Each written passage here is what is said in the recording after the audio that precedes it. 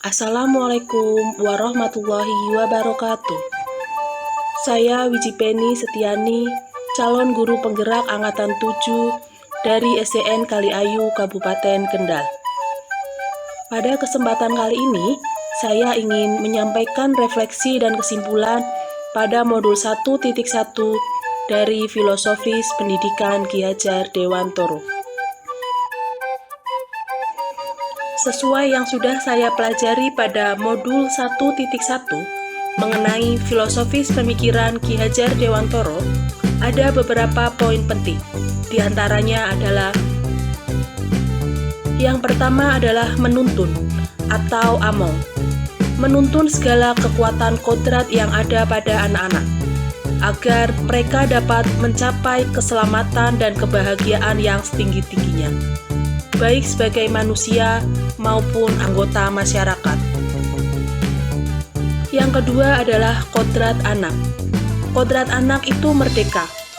Merdeka di sini berarti adanya kemandirian dalam belajar, bermain, dalam konteks lebih luas adalah berkarya. Yang ketiga adalah menghamba pada anak. Pendidikan yang berpusat pada peserta didik serta memperhatikan kebutuhan dan karakteristik peserta didik. Yang keempat, petani kehidupan. Pendidik ibarat petani yang menuntun tumbuh atau hidupnya kekuatan kodrat alam yang ada pada anak-anak agar dapat memperbaiki lakunya, bukan dasarnya, dan tumbuhnya kekuatan kodrat anak. Yang kelima, penanaman budi pekerti. Adanya keselarasan cipta atau pikiran, rasa atau perasaan, karsa atau kemauan, dan pekerti atau tindakan. Yang keenam, bukan tabula rasa. Menurut Ki Hajar Dewantoro, mengibaratkan anak bukan kertas kosong yang bisa digambar sesuai keinginan orang dewasa. Anak lahir dengan kekuatan kodrat yang ada pada dirinya yang masih samar-samar. Ki Hajar Dewantoro menambahkan bahwa dengan pendidikan yang menuntun akan memfasilitasi atau membantu anak untuk menebalkan garis samar-samar agar dapat memperbaiki lakunya untuk menjadi manusia seutuhnya. Adapun poin refleksi meliputi yang pertama adalah apa yang saya percaya tentang murid dan pembelajaran di kelas sebelum saya mempelajari modul 1.1. Yang kedua adalah apa yang berubah dari pemikiran atau perilaku saya setelah mempelajari modul ini. Yang terakhir, apa yang dapat segera saya terapkan lebih baik agar kelas saya mencerminkan pemikiran Ki Hajar Dewantoro. Berikut hasil refleksi pemikiran Ki Hajar Dewantoro.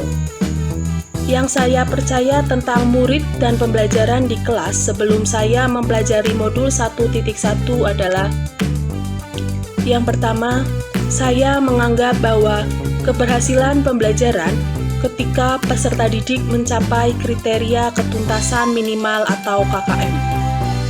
Yang kedua, peserta didik harus patuh terhadap perintah guru. Jika tidak patuh, biasanya saya memberikan hukuman atau tindakan tegas kepada peserta didik. Tetapi hal ini bukan membuat mereka jerah. Perubahan yang terjadi hanya didasari oleh rasa takut dan bersifat sementara. Kemudian yang ketiga, pembelajaran berpusat pada guru atau teacher center dan jarang melibatkan peserta didik dalam pembelajaran. Kemudian yang keempat, karakteristik semua peserta didik sama. Jadi saya tidak melihat kelebihan yang menonjol pada peserta didik. Kemudian berikutnya, peserta didik tidak diberikan kebebasan untuk meningkatkan kreativitasnya. Dalam pembelajaran hanya mengejar target kurikulum. Yang terakhir, pembelajaran monoton dan masih konvensional. Setelah saya mempelajari model ini, terdapat perubahan baik pemikiran maupun perilaku. Perubahan pemikiran saya meliputi yang pertama, merubah mindset pada guru. Yang terpenting adalah proses, bukan hasil. Yang kedua, peserta didik memiliki keunikan, sehingga guru tidak boleh semena-mena. Ketiga, pembelajaran menjadi berpusat pada peserta didik atau student center. Keempat, setiap peserta didik adalah istimewa dengan karakteristik yang berbeda. Yang kelima, memberikan inovasi dalam pembelajaran. Adapun perubahan perilaku meliputi yang pertama, menuntun pembelajaran yang bermakna dengan menyeimbangkan aspek kognitif, afektif, dan psikomotor. Yang kedua, memfasilitasi pembelajaran sesuai dengan kebutuhan murid atau kodrat alam dan kodrat zaman. Kemudian yang ketiga, memberikan kemerdekaan kepada peserta didik dalam proses pembelajaran sesuai kreativitasnya. Keempat, menggali bakat, minat, dan keterampilannya. Kelima, menggunakan model pembelajaran yang variatif dan menyenangkan. Selanjutnya, yang dapat saya segera terapkan lebih baik agar kelas saya mencerminkan pemikiran Ki Hajar Dewantara adalah menerapkan sistem AMOM, menuntun bukan menuntut, merancang pembelajaran yang bermakna, menerapkan pembelajaran berbasis permainan sesuai kodrat anak, menerapkan merdeka belajar dengan membangun komunikasi dan kesepakatan, menginternalisasi nilai-nilai karakter atau budi pekerti. Berikutnya adalah menerapkan pembelajaran yang berdiferensiasi, melatih kecakapan abad 21, mengintegrasi nilai-nilai karakter budi pekerti, mengapresiasi semua keterampilan, kemampuan, kemajuan, dan perkembangan peserta didik, menerapkan proyek penguatan profil pelajar Pancasila. Berikut merupakan pembelajaran yang mencerminkan pemikiran Ki Hajar Dewantara secara konkret.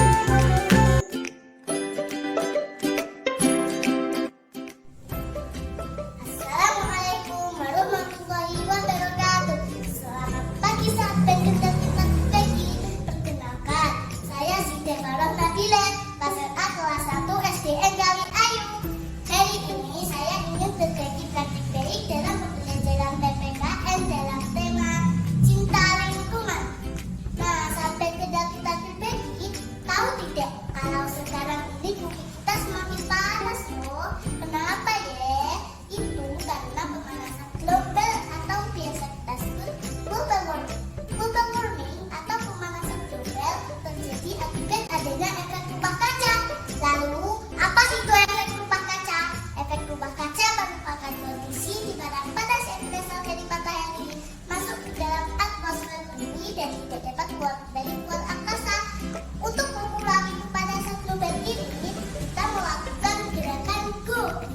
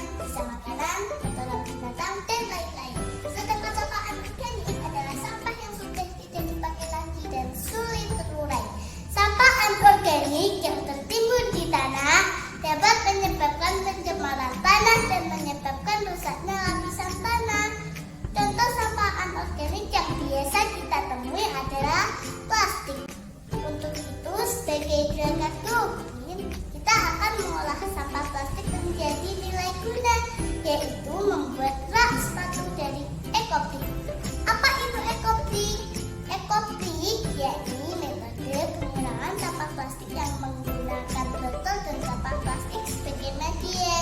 Nah, sahabat kita berbagi, tahu cara membuatnya? Yuk kita simak bersama. Pertama-tama kita siapkan alat dan bahannya. Alat dan bahannya adalah 1 botol bekas, 2 sampah plastik, 3 lem, 4 gunting, 5 cat kayu, 6 triplek. Yuk kita lihat cara membuatnya. Pertama-tama potong sampah plastik menjadi beberapa bagian. Lalu masukkan sampah tersebut ke dalam botol. Warnai triplek dengan cat kayu agar lebih menarik. Tempel satu botol dan botol yang lain. Susun botol dan tempelkan pada triplek menggunakan lem kayu. Selesaikan hingga botol membentuk rak sepatu. Tada, ini dia hasilnya. Nah, teman-teman sekarang sudah tahu ya cara membuat rak sepatu dari EcoBlue. Sederhana tapi sangat bermanfaat dan mengolah kembali sampah kita. Tentu saja sudah berpartisipasi dalam menyelamatkan bumi dari pemanasan global. Ayo sayangi bumi kita. Stop global warming. Sekian dari saya. Wassalamualaikum warahmatullahi wabarakatuh. Dari refleksi yang sudah saya paparkan, saya dapat menyimpulkan bahwa yang pertama, seorang pendidik menuntun, bukan menuntut. Kedua, mendampingi peserta didik dengan sepenuh hati. Yang ketiga, menyeimbangkan cipta, rasa, karsa, dan budi pekerti. Yang keempat, jadikan pembelajar dan pembelajar yang merdeka. Demikian refleksi dan kesimpulan yang dapat saya sampaikan. Mudah-mudahan dapat bermanfaat. Tetap semangat dan bahagia. Salam Guru Penggerak. Wassalamualaikum warahmatullahi wabarakatuh.